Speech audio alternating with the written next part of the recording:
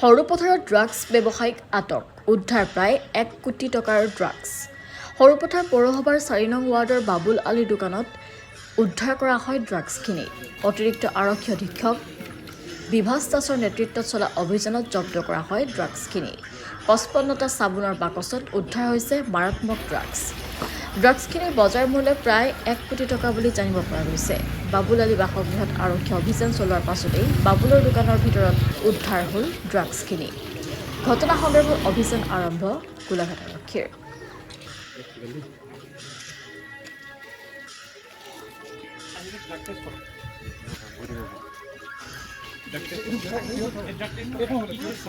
ইনফৰমেশ্যনৰ ভিত্তিত আজি এটা মানুহ এটা এপ্ৰিহেণ্ড কৰা গ'ল তাৰ নাম বাবুল আলী আৰু তেওঁক যেতিয়া সোধপোছ কৰা হ'ল তেওঁ ক'লে যে তেওঁৰ নিজৰ ঘৰ আৰু নিজৰ দোকানৰ এইখিনিত মানে বহুতখিনি হিৰ'ইন তেওঁ ডিমাপুৰৰ পৰা আনি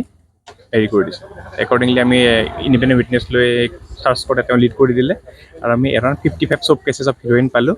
আৰু তাৰ এৰাউণ্ড 650 গ্ৰাম অফ হিৰ'ইন আজি আমি ৰিকভাৰ কৰিছোঁ এতিয়া বাকী ইনভেষ্টিগেশ্যন চলি আছে